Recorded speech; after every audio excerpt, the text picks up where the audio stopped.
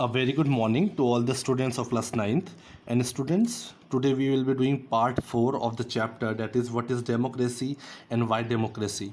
And in the three last videos we had discussed something important regarding the definition of democracy, and with that simple definition of democracy we had taken up the four important keywords of that democracy, and with the help of those keywords we have tried to understand four important features of the democracy so that we can easily differentiate between a democratic form of government and non-democratic form of government. So that we had seen summary definition also we had discussed.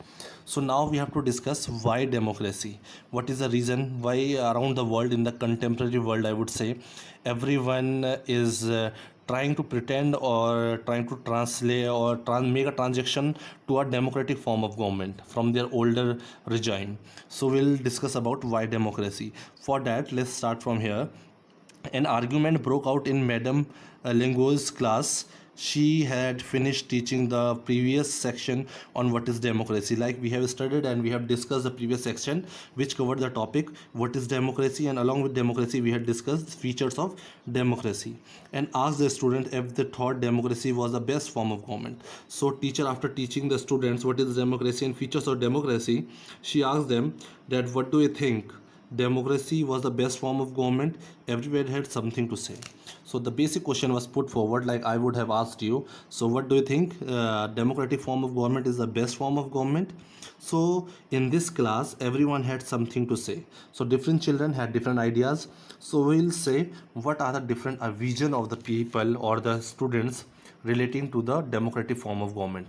So they will give the positive side also and negative side also of the democratic form of government or of the democracy. So debating merits of democracy. So now students are debating amongst themselves and they have their own vision of democracy here after explanation by the ma'am. So Yolanda, she is the student of the class. She says we live in a democratic country. We read in a previous chapter, okay, we live in a democratic country, we read in the previous chapter that all over the world people want democracy. As said, all the countries are making a transition from a older regime to a new political system, that is democracy. So countries that were not democratic earlier are becoming democratic now. All great people have said nice things about democracy. Isn't it obvious that democracy is the best? Do we need to debate this? So she's saying that now recently all the countries are making a transition to a democratic form of government.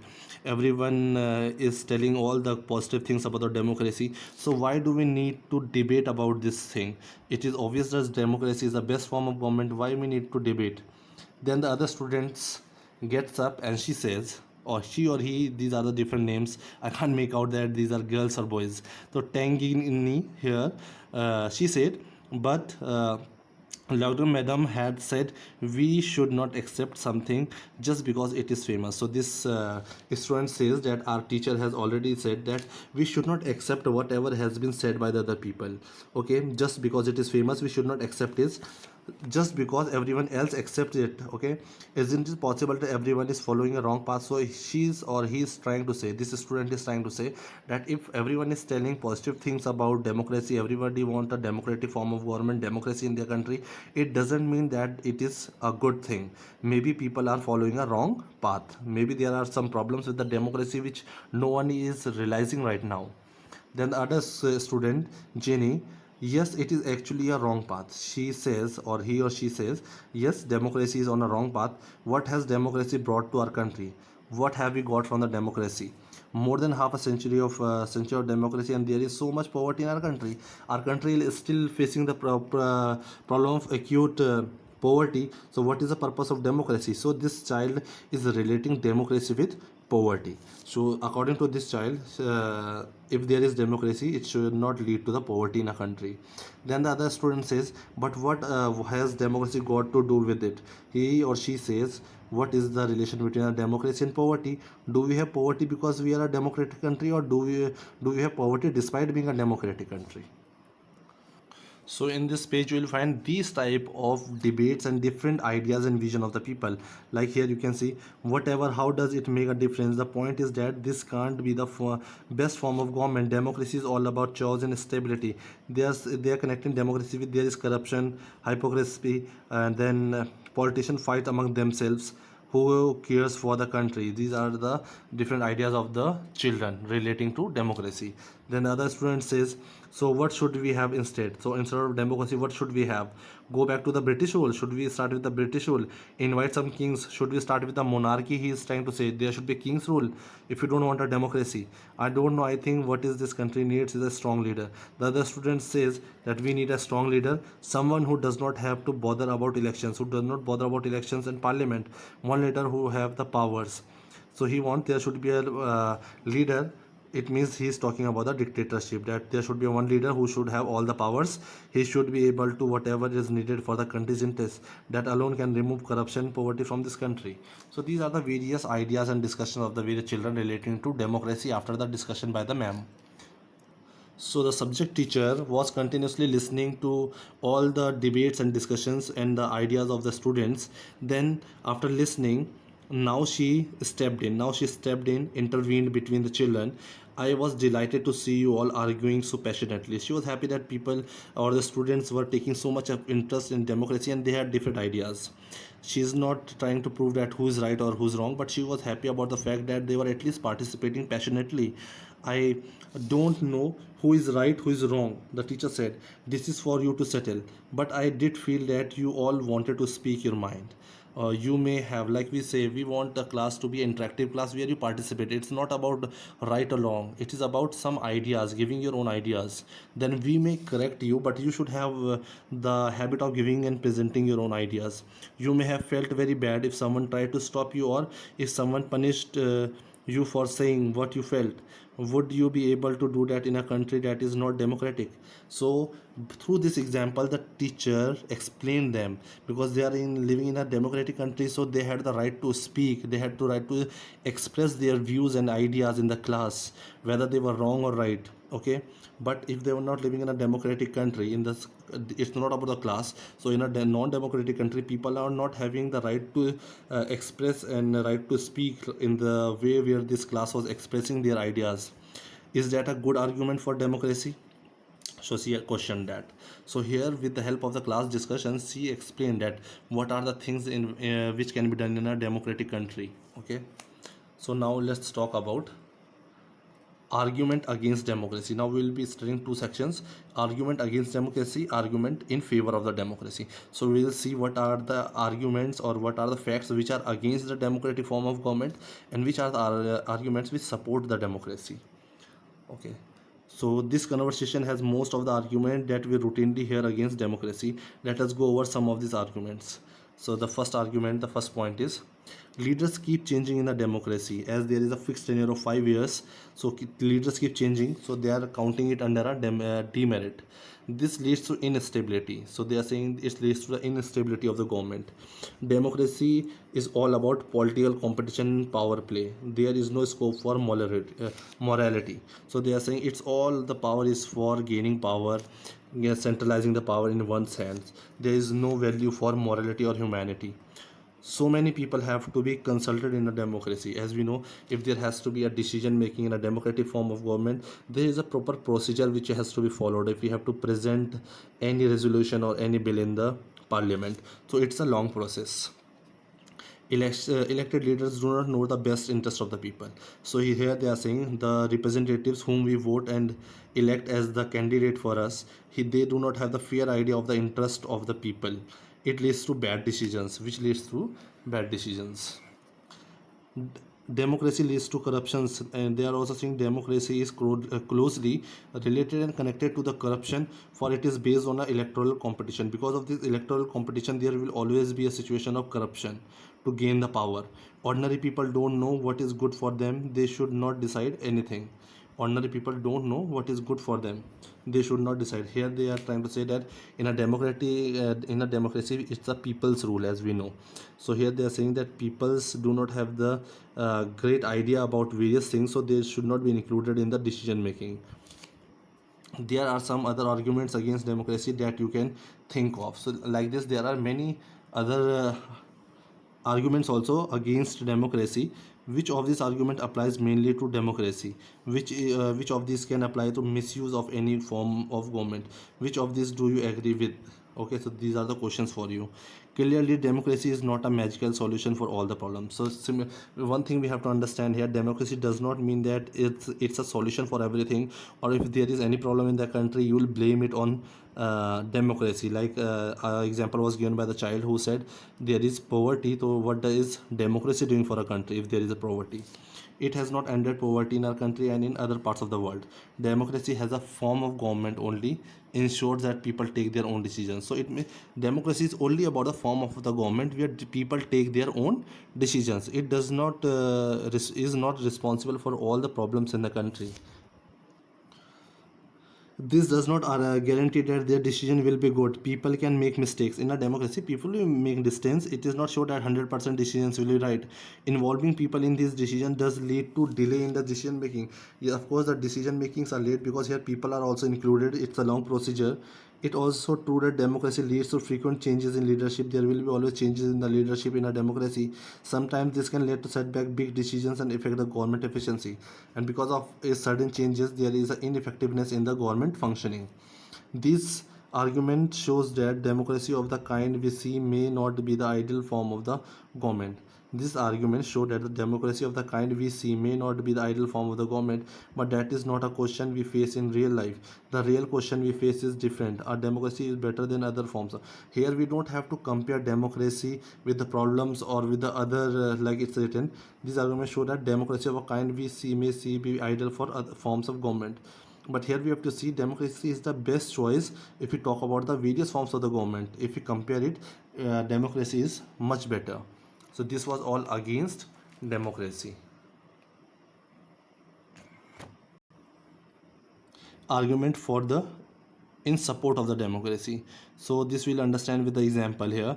China famine of 1958 to 61 was the worst record famine in the world history. Nearly 3 crore people died in this famine. So there was a famine in this year in China, and around 3 crore people died in this famine. During those days, India's economic condition was not much better than China. If we compare the economic condition of India as compared to China was much poor, but yet India did not have famine of the kind China have.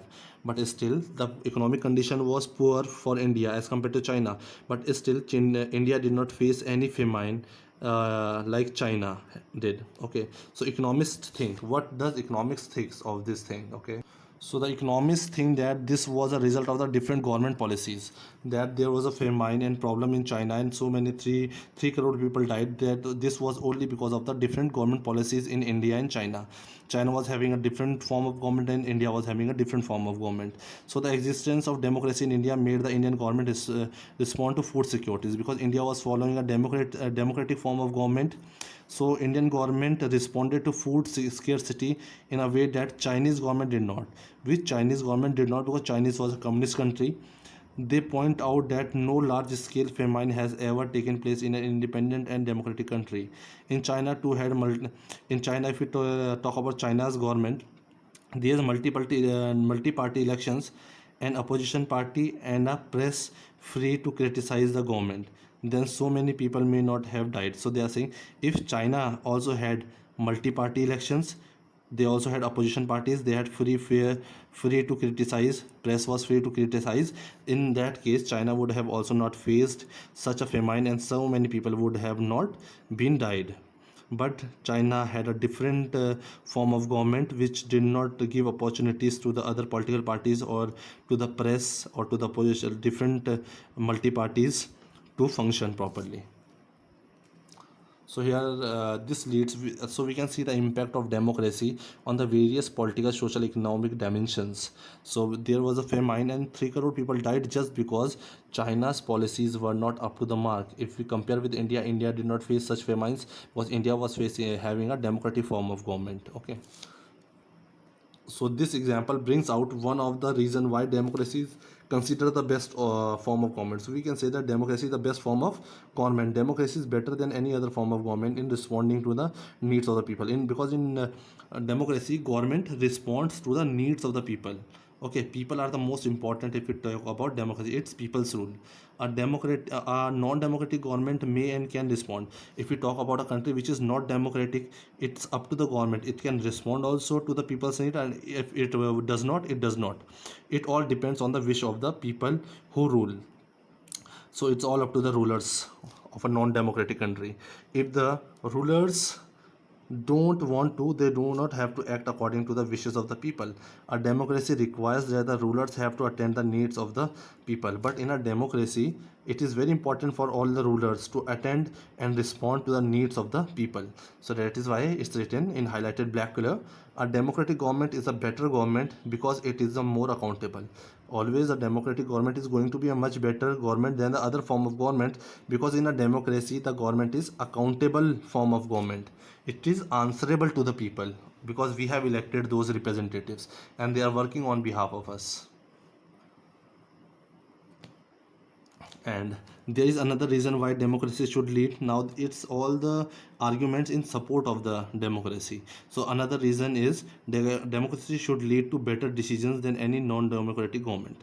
So the decisions will always be better with the democratic form of government. Democracy is based on the consultation and discussions. In a democracy, any decisions are based on consultations and discussions by many people, and there is a proper procedure followed for it. A democratic decision always involves many persons, discussions, and meetings. Like in for India, we can see in Parliament there is Lok Sabha, Rajya Sabha, elections. Bills are presented over there, meetings are held, discussions are held, debates are held, and those are passed by Lok Sabha, then by Rajya Sabha, by special majority or simple majority, then signed by the president, and later on it is implemented by the executive. Okay, when a number of people put their heads together, because in a democratic so many people put their heads together, they are able to point out possible mistakes, so they are able to understand if there are any negative points or any possible mistakes in the decision making. This takes time, but there is a big advantage in taking time over important decisions. But it's always good, if we are taking an important decision we can take time.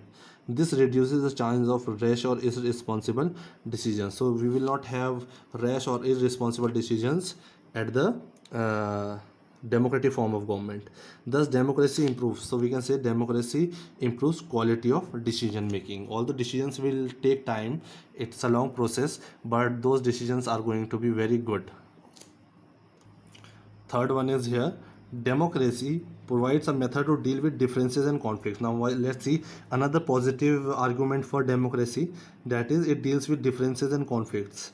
In any society people are bound to have differences of opinion and interest. Of course, in a society if we are living, people will have different opinion and interest, so there will be conflicts and tensions between them. These differences are particularly sharp in a country like ours, and these differences and conflicts are more in countries like India because we have huge diversity. Okay, we say amazing social diversity. People belonging to different religion speak different language, practice different religion, have different castes. They look at the world very differently and have different preferences. So it's all about the diversity in our country. So the preferences of one group can clash with those of the other group. So maybe one group is of the other views and the other group has some other opinion, so we will always have conflicts where our ideas will not match up. So how do we resolve such a conflict? So how we are going to resolve those problems? So the conflict can be solved by brutal power. One way is that those conflicts can be solved by brutal power. Whichever group is more powerful, it means whichever group will be powerful will dictate its terms and others will have to accept it. It means one group will suppress the other group, and thus a group in majority and more power will force the other group to follow their instructions, but that would lead to a resentment and unhappiness. But if this will be the condition, in that the society there will be unhappiness, and there will be a problem of integrity and unity. So different groups may not be able to live to in this way. So many people of different caste, color, language, they will not be able to stay together for a long period of time. But in India we see more than 70 years have been passed after independence, but we still manage to live in under the same country, same societies, following the same rules. So this is only possible by democracy provides only peaceful solution. In democracy you'll always find there are peaceful solutions, such provisions which satisfy each and every citizen of the society. Conflicts will be there, but there will be a solution by the constitution, by following a democracy.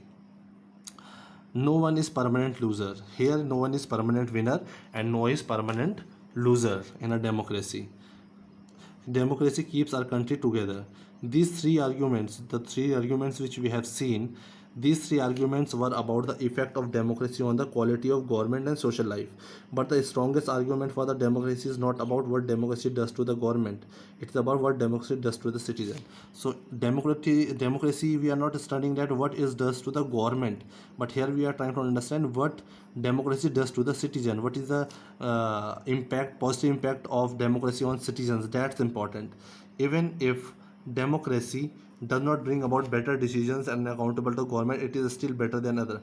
In any way, democracy, if democracy is not good for the government, still it is better than other forms of government. So democracy enhances the dignity of citizens. As we have discussed above, so above we have discussed all the positive points. So here democracy is based on the principle of political equality. Whenever we talk about democracy, democracy will always reflect political equality. It means politically each and every citizen will be treated equally. On recognizing that the poorest and the least educated has the same status as the rich and the educated. People are not subjects to rulers. They are the rulers themselves. Even when they make mistakes, they are responsible for their conduct. Finally, democracy is better than other forms of government because it allows to correct its own mistake. In a democracy, there is always a chance where we can improve our mistakes. But in other forms of government, they do not want to accept that they have made a mistake. It's all according to the single person's powers are centralized. Let's sum up. Now democracy cannot get us everything. Democracy does not mandate which it will give us everything and is not a solution to all problems, but it is clearly better than any other alternative that we can know. So it's always good to have democracy, although it will not solve all the problems, it will not get you everything, but still it is much better than the other forms of government. It's a better option. It offers better chances of good decisions. Here we will be able to make better decisions, likely to respect people's own wishes, allow different kinds of people to live together, will respect the diversity of the society. Even when it fails to do some of these things, it allows ways of correcting. Even if it fails, there are ways where we can correct our mistakes. So that is why democracy is considered as the best form of government. So we can say democracy is considered as the best form of the government as compared to the other options. Okay, with this we end this topic here only now. Thank you so much.